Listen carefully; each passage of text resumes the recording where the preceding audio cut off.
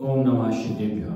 तीन भुवन में शार वीतराग विज्ञानिता, शिव स्वरूप शिविकारी दवों त्रियोगी शभार की। भोलानंद सिद्ध परमेश्वरी भगवान की जय। 1000 श्री शांतिनाथ भगवान की जय। शासन नायक महावीर भगवान की जय। परम पूज्य जी भ्राग जी महामुनिराज की जय। महानुभाव, हम सभी अंतिम तीर्थेश महावीर भगवान के शासन काल में विराजमान है। उनकी ही दिव्य रीश्मा का रसपान कर रही हैं छेड़हाला के माध्यम से। और यहाँ पर दौलत राम जी ने के द्वारा जो महान कृति लिखी गई है छेड़हाला, उसमें तीसरी ढाल का 8वां 12वां नंबर का श्लोक है, जिसमें बताया जा रहा है 8 सम्यक के आगे के बारे में। जिन्हें बच में शंका न धार, भविष्य के बाछा भानी, मुनि तने माले न देख घिनावे, तात कुतात पिछानी। निज गुण अरु गुण ढाकी, बानिज धर्म बढ़ावे, कामादिक कर सब तेज गिते, निज पर को सुविधावे। धर्म सो गो बच पीति सब, कर जिन धर्म दीपावे, इन गुण ते विपरीत दोष बसु, तिनको सतत सिखावे। कि सम्यक की आराधना करते हुए भव्य जीव कल्याण पथ के हेतु है। यह सम्यक दर्शन जीवों के लिए कवच के समान है। जिस प्रकार कवच को धारण करके युद्ध रणभूमि में प्रवेश करता है, उसी प्रकार से कवच उसकी सुरक्षा करता है। उसी सम्यक आठ रूप के कवच को धारण करने वाले जीव कर्म रूपी शत्रुओं से उसकी रक्षा की जाती है।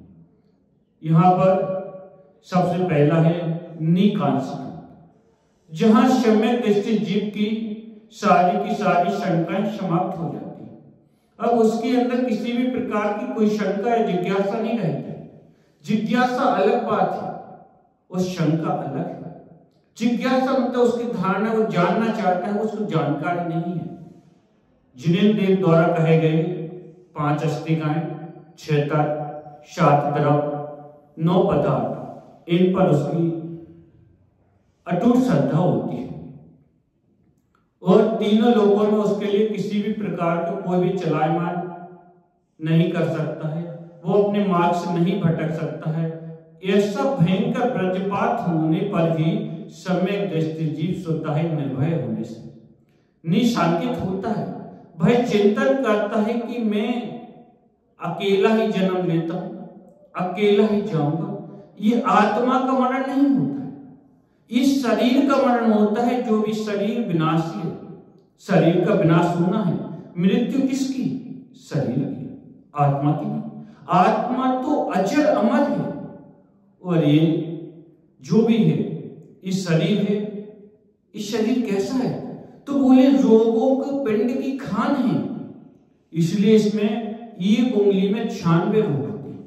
इसलिए यहाँ सम्यक दृष्टि विचार करता है। देव शास्त्र गुरु के अलावा कहीं पर भी वो श्रद्धा क्षेत्र में, सम्यक के क्षेत्र में ही उसमें प्रवेश करता है और उसकी देव शास्त्र गुरु के प्रति उसकी आशंका नहीं होती।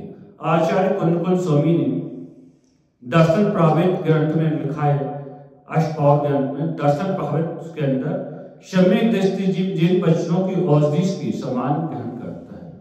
भगवान की जनवाणी को औषधि के समान, जिस प्रकार सम्यक श्रद्धा पूर्वक ग्रहण की गई औषधि रोगों को भी, व्याधि को भी, आज समय में होने वाले मरण दुख से भी, क्षय के भी, उसी प्रकार ये जीव जिन वचनों को बस शंका आदि से रहित होकर यथार्थ श्रद्धान करता है, उन्हें औषधि समान ग्रहण करता है। दूसरा है निकांक्षित। वहां पर आकांक्षा रहित होने के कारण निकांक्षित होते हैं। सारी की सारी जो उसकी इच्छाएं हैं, आकांक्षाएं हैं, तृष्णाएं हैं, वो सब समाप्त हो चुकी हैं। अब उसकी किसी भी प्रकार की कोई आकांक्षा नहीं है, उसी का नाम है निकांक्षित अंग। आचार्यों ने सम्यक दृष्टि जीव के लिए संसारिक सुख की वांछा नहीं है। संसारिक सुख की वांछा का तात्पर्य है कि बाहर जाना। सम्यक जीव बाहर से सुख नहीं खोजता, वो अपनी अंदर आत्मा में सुख खोजता है। वह बाहर के तो अनंत सुख को खोजता नहीं है, वो अनंत सुख को अंदर खोजता है, उसकी इच्छा नहीं करता है। ना धन की, ना वैभव की, ना कुटुंब की, ना परलोक की, ना चक्रवर्ती, ना नारायण आदि किसी भी पद की कोई इच्छा नहीं रखता है, ना उसकी कोई सुख होते उनमें कि भाव में सुख मिलेगा, परंतु आत्मा के अनंत सुख, अनंत काल चिरकाल स्थायी वो सुख में देखता है। कि सम्यक दृष्टि जीव सम्यक दर्शन के प्रभाव से वांछा नहीं करता है। मैं देव बनूंगा, मैं राजा बनूंगा, मैं पुलिस वाला बनूंगा, मैं नेता बनूंगा, ऐसी उसकी कोई इच्छा नहीं होती है। और आकांक्षाएं तुम्हारे अंदर बैठी होती हैं, तो कि तुम्हारे पास जितना पास है उतने में संतुष्ट नहीं हो। ध्यान रखना, अधिक पाने को स्वप्न तुम्हारा चल रहा है, तो स्वप्न तो सिकंदर की पूरी दुनिया में जीत लिया था, पूरा नहीं कर पाया। इतना पूरा दुनिया को जीतने के बाद भी सिकंदर ने अपने सपनों को पूरा नहीं कर पाया है।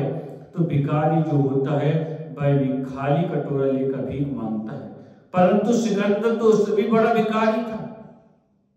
अंतिम समय जब गया तो खाली का खाली बना रहा। जब तक आकांक्षाएं जीवित रहेंगी, कटोरा खाली ही बना रहेगा। इसलिए हमें ध्यान रखें कि कभी भी आकांक्षा हमारी तृप्त नहीं होती है। अपन लोग भगवान के सामने करें तो क्या कहें? दुख खो गमक खो वही लालो शुभाई वर्णन समहाई वर्णन जिन गुण संपत्तियों भज्यम। भगवान मेरे जो दुख हैं अनादि काल से आत्मा से कर्म जो बने हुए हैं उसका अनंत ज्ञान बोधि की प्राप्ति हो, सुगति में मेरा गमन हो, समाधि पूर्वक मेरा मनन हो। ऐसी हम जिनेन्द्र देव से भक्ति करें और अनंत गुणों की प्राप्ति के लिए हमें प्रार्थना करना चाहिए। तीसरा है निर्विचिकित्सा अंग। निर्विचिकित्सा अंग का तात्पर्य गिलानी को जीतना।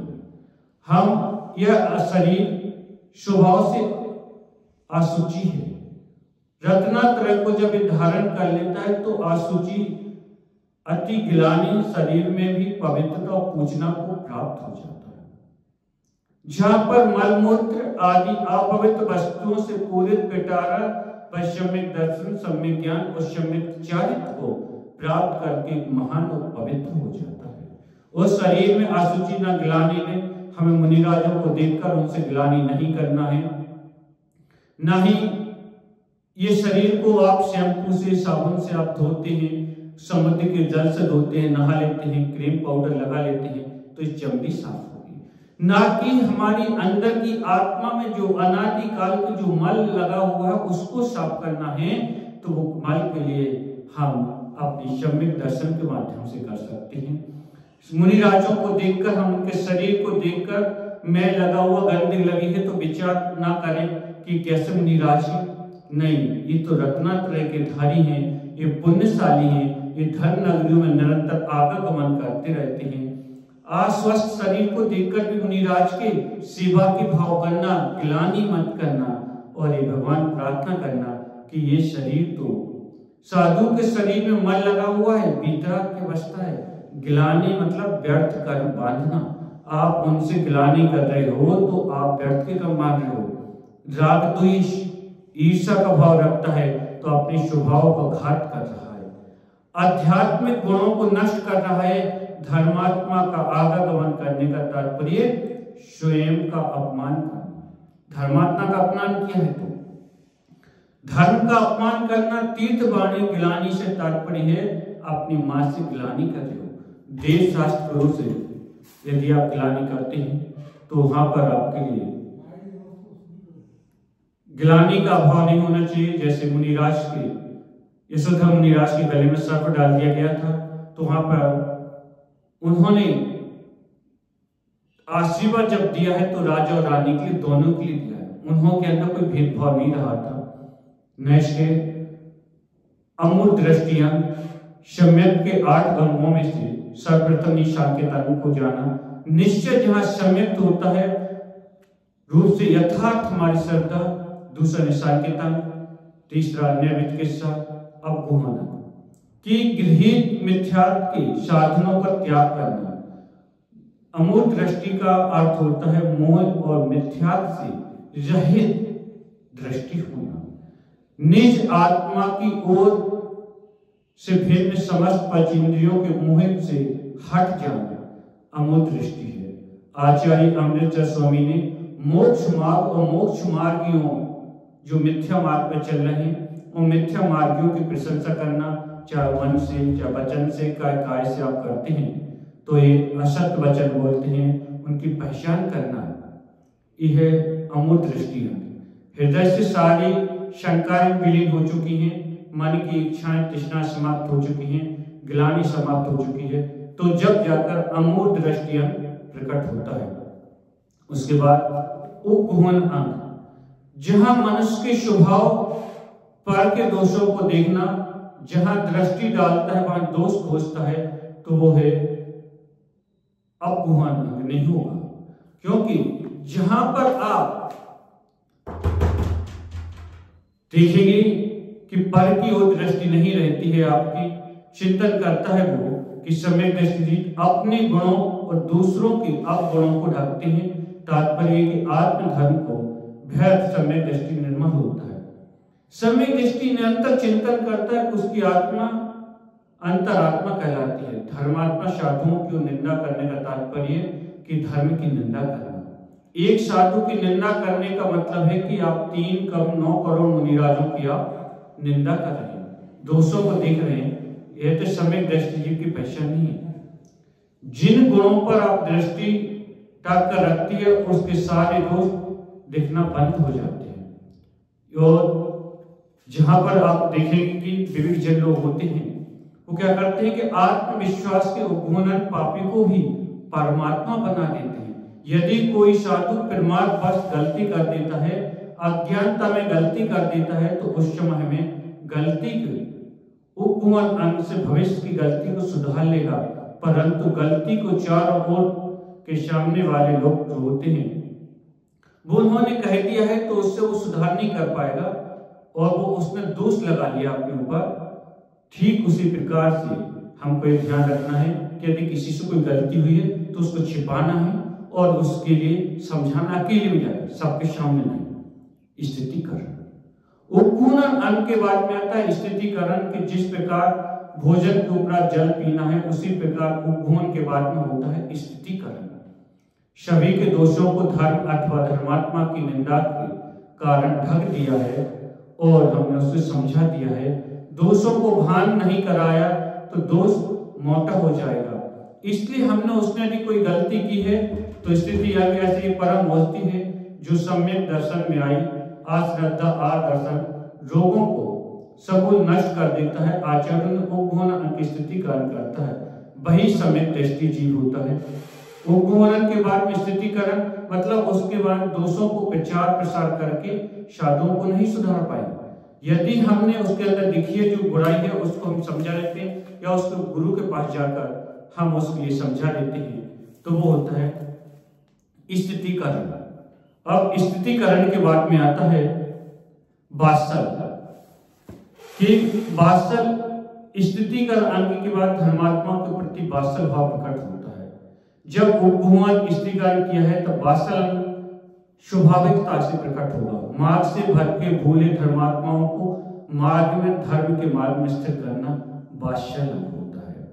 वात्सल विश्व के प्राणी मार्ग के लिए होता है, उसके सर्वांग में दुग्ध भर जाता है। ध्यान रखना सम्यक के अंग के रूप में वात्सल भाव अपेक्षा पूर्ण नहीं होता है। वात्सल तुम लोगों का नाम वात्सल नहीं होता है। बेटा का माँ के अपने बेटे के माँ के प्रति जो वात्सल होता है वो वात्सल नहीं है, क्योंकि वहां पर उनके लिए किसी ना किसी प्रकार कोई इच्छा होती है। जैसे गाय और बछड़े का वात्सल होता है कि जहां पर एक गाय को पता है बड़ा हो जाएगा बछड़ा, मेरे को एक बार छोड़ के चला जाएगा, फिर भी वो उसके लिए यही सोचती है कि बछड़े के लिए दूध पिलाना, उसकी सेवा करना सर्वेषु मैत्री भाव और भावना प्रतीक होती है कि सदैव सबने दर्शन की ओर दृष्टि रखना, कांक्षा मूर्ता वो गुण स्थिति बचाना, अमूर्त दृष्टि की लास्ट मांग है प्रभावना। आचार्यों ने दिन रात रत्नाकर को तेज रखकर बढ़ाते हुए अंग प्रभावना में जा रहे हैं कि सातों जब अंगों की आपने प्रभावना की है तो उससे प्रकार जब भी आप प्रभावना करें तो हम समय दृष्टि पहले अपनी आत्मा को धर्म द्वारा प्रभावित करता है, पुनः अपनी आत्माओं भव आत्माओं को धर्म के द्वारा ध्यान रखिए कि हमारे माध्यम से किसी भी प्रकार का किसी भी जीव के लिए कोई निकांक्षित ऐसा प्रभावना ना हो जाए कि प्रचार के माध्यम से हमें कोई अच्छा कि आज का यहाँ पर मंदिर बन रहा है तो उसकी प्रभावना करें, लेकिन हमारे द्वारा आप प्रभावना ना हो जाए, ये ध्यान रखें। कोई मुनिराज कहीं विहार करें तो उनकी प्रभावना करें तो बताएं कि हम मुनिराज आ रहे हैं। इस प्रकार से हम प्रभावना तो कर सकते हैं। प्रभावना जैन धर्म को प्रकाश फैलाने का नाम प्रभावना है। ये 8वां घूमने जाना है। बोलिए महावीर भगवान की जय।